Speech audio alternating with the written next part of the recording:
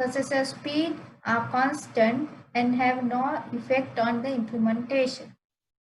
Then the posterior analysis, the in the posterior analysis, the selected algorithm is implemented using a programming language. Then this is then executed on a target computer or a machine. Then actual statistics like running time and space required are collected in the posterior analysis.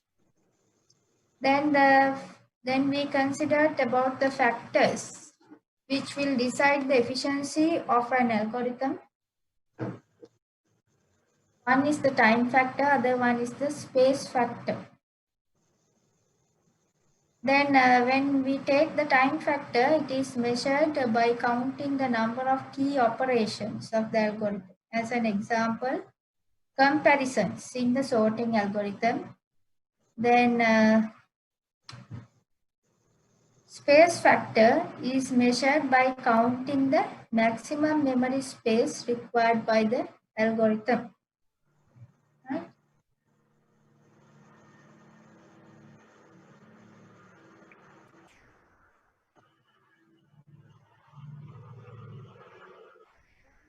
We came to the complexity of an algorithm which is given using Fn. Then gives the running time and or the storage space required by the algorithm in terms of n as the size of input data. When we take the space complexity, it will represent the amount of memory space required by the algorithm in its life cycle. Then the space required by the algorithm is equivalent to the sum of the following two components. Fixed part, which is a space required to store certain data and variables, which are independent of the size of the problem. As an example, simple variables and constants used in the program. A variable part is a space required by the variables whose size depends on the size of the problem. As an example, if there's a dynamic memory allocation, recursion stack space, then those are falling under the variable part. Then we can calculate the space complexity SP for an algorithm given as P, then SP is equivalent to C plus SPL. Then C is the fixed part and SL is the variable part of the algorithm. Then this will depend on the SL will depend on the instance characteristics L, right?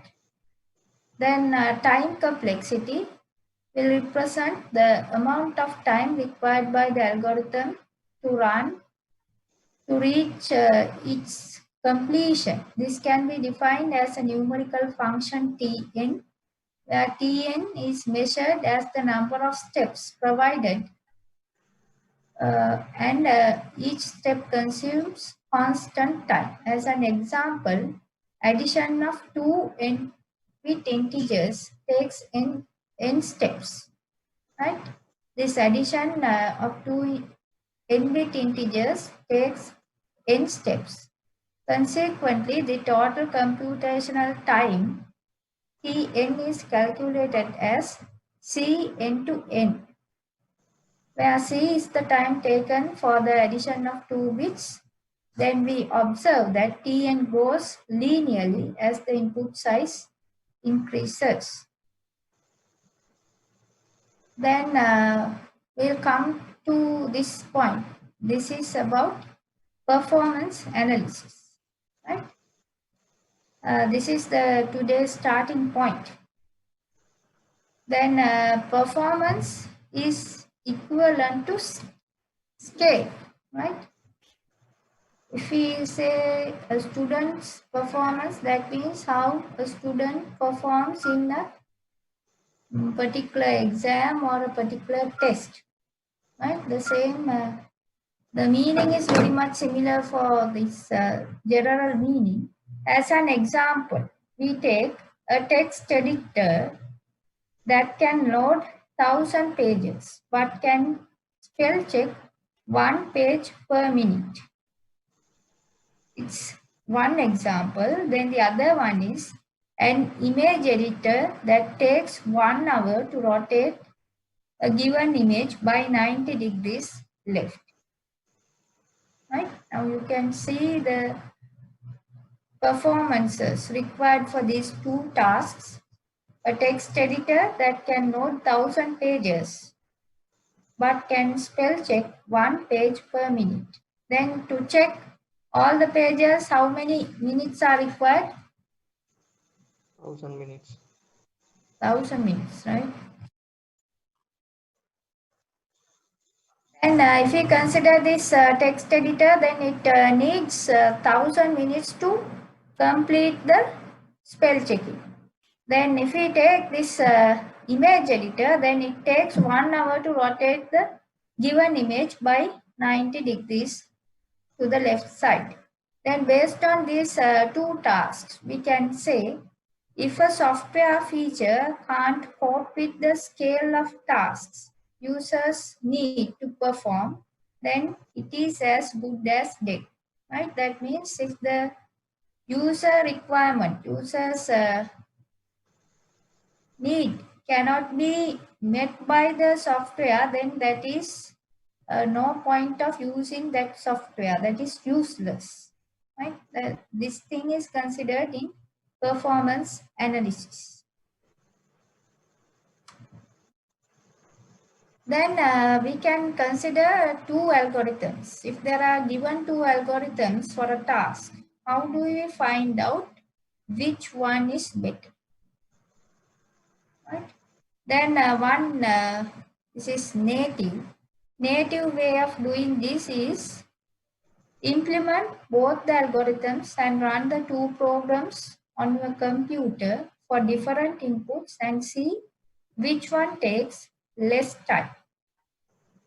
Then there can be many problems occur with this native way of analyzing the algorithm. One is it might be possible that for some inputs, first algorithm performs better than the second, and for some inputs, second performs better than the first one. Then it might also be possible that for some inputs, first algorithm perform better on one machine and the second works better on another machine for some other inputs, right? Then depending on the inputs and depending on the machine which we are using, two performances can be there for the two algorithms, right? Okay. Then asymptotic analysis. If we consider the asymptotic analysis is a big idea that handles above issues in analyzing the algorithms. Then we can say asymptotic analysis.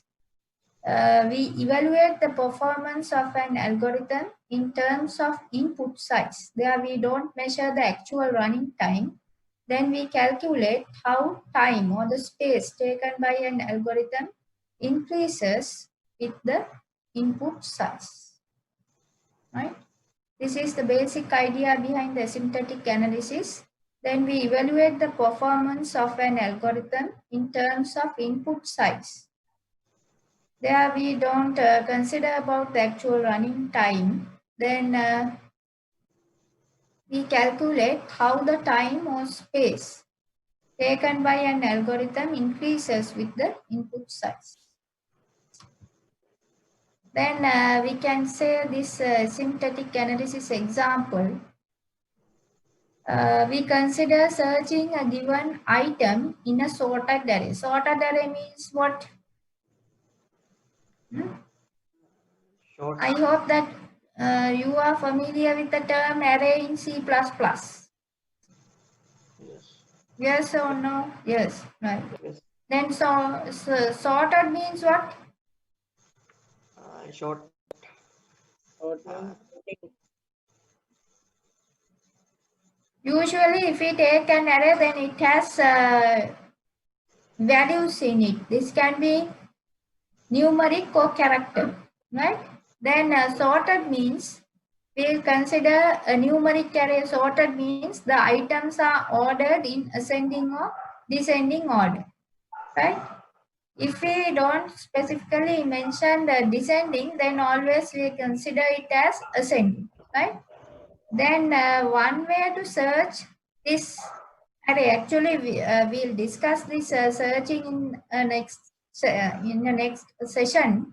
But for the time being, I will take this as an example. There are two searching methods to search an array. One is called as linear search, then the other one is called as binary search, right? Then we consider how asymptotic analysis solves the above mentioned problem in analyzing algorithm, right? Then what is the problem here? The problem is to search a given item in a sorted array, right? Then we run the linear search on a fast computer called A and binary search in a slow computer called as B. Then we pick the constant values for the two computers so that it tells us exactly how long it takes for the given machine to perform the search in seconds, right? This is an example. Then let's say the constant for A is 0.2. A is a fast computer which runs linear search. Then the constant for B is 1000. B is a slow computer which runs the binary search, right? Still there are some students waiting in the waiting room, right? Then if we take these two values, A is 5000 times more powerful than B. By looking at this, you can say A is 5000 times more powerful than B, right? Then I'll say how linear search works. Linear search checks item by item, right? If we consider the array, then we'll imagine that we want to search the item. We'll take an example value as 42 and it's stored in the third position. Then in the linear search, each and every item is stored in the array is checked, right? If it's a 100 elements array, then 100 elements will be checked to find the searching value. 100 But times. when we consider, yes, 100 times. Then if we take the binary search, in binary search always we consider a middle value. Now we are considering about a sorted array. Then middle value is somewhere in the array, right? And middle, if there are 100 elements in the array, then middle value will be 50, right? Then in the binary search, the value which is stored in the 50th element will be checked first, right? Then if it's, then the algorithm will determine the value which we are searching is greater than the 50th element or not, right? If it's less than the 50th element, again it will check the left side of the array. If it's larger than the 50th element, then it will check the right side of the array, right? In the binary search, the array will be divided into two parts, left side and the right side. Then always it will check the searching value based on the middle value. If the checking value is on the left side, again it will have to find the middle position from 0 to 50. Then the middle value again checks with the searching value. That's how the binary search takes place, right? Then when we consider these two searching algorithms for small values of input array size n, the fast computer may take less time, right? If for small values, linear search will take less time, but after a certain value of input array size, the binary search will definitely start taking less time compared to linear search, even though the binary search is being run on a slow computer. Why do we call this as, why do we make this statement? The statement says for small values, linear search is better. For larger values, binary search is better for slow machine sequence.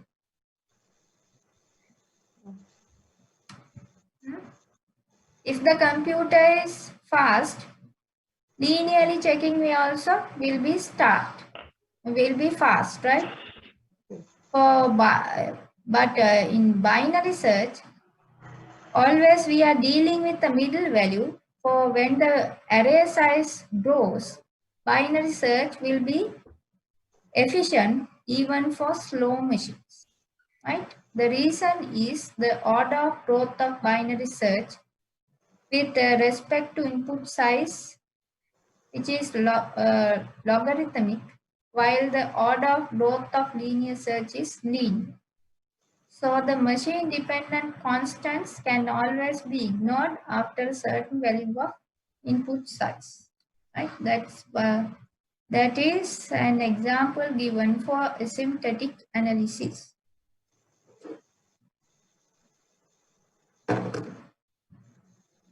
Right, then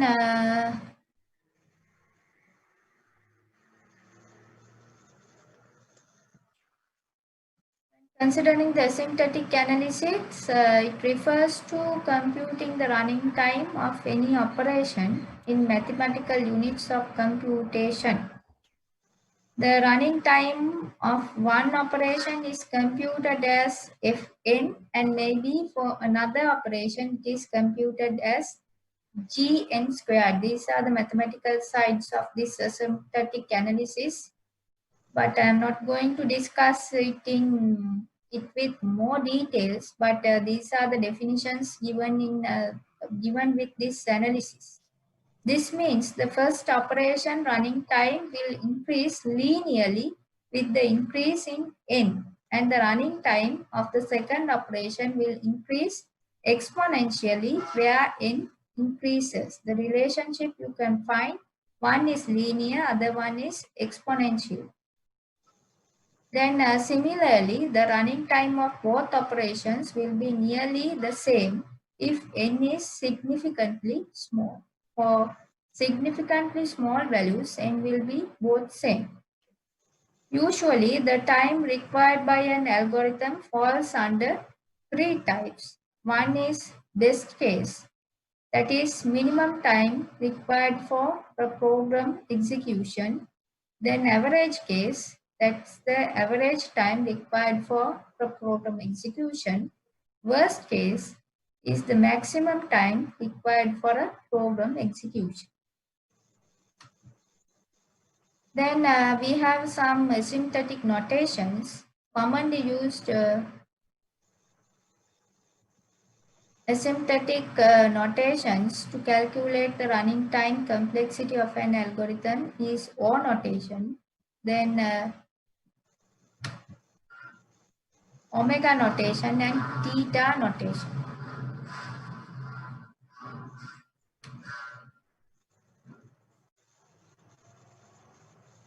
O, right? Big O. Then when we consider the big O notation, it's the formal way to express the upper bound of an algorithm's running time. Then it will measure the worst case time complexity, or the longest amount of time an algorithm can possibly take to complete. Then a graph can be drawn for this. As an example, for a function fn, then we can say omega Fn is greater than or equal Ga. There exists C is greater than 0 and N 0. Right? Those things can be given for a graph. Then big O always measures the worst case time complexity, or else the longest amount of time an algorithm can possibly take to complete. Then omega notation. This is the formal way to express the lower bound of an algorithm's running time. Then this will measure the best case time complexity, or the best amount of time an algorithm can possibly take to complete. Right? Then graphical representation is given in this diagram. Right? You can find Fn, Gn. Then theta notation, right? The notation theta n is the formal way to express both the lower bound and the upper bound of an algorithm's running time. Then the graphical representation can be given according to this manner, right? Then that's about this asymptotic analysis, right? Then next day we have to discuss about the greedy algorithms, I think. Then next day we can discuss about the next part. If you have any questions, please ask now, but don't worry much about these mathematical things. Have you done anything relevant to this thing under mathematics? Fundamentals are no. Graphical analysis and those things, graphs are not discussed in the mathematics. Not yet, madam. Not yet. Not yet means you have to do it in the first semester. In the second semester, do you have that subject? I think first semester, I think. No. No. Anyway, okay. Anyway, I am not going to touch much more details about the mathematics side because it will be difficult for you as well as for me. Because if I touch the things, then I have to teach it anyway. This is not a mathematics. This is not a mathematics subject, right? Here I am dealing with the data structures. Then next day we'll discuss the rest of the things. If you have any burning question, then you can ask.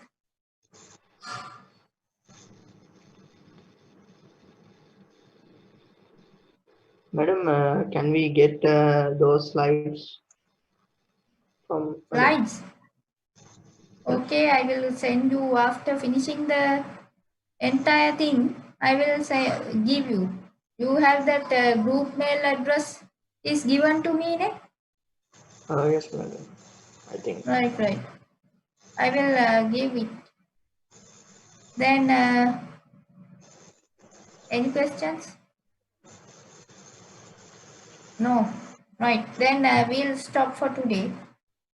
Right. Thank you, madam. Thank you, madam. Thank you, madam. Thank you, madam. Thank you.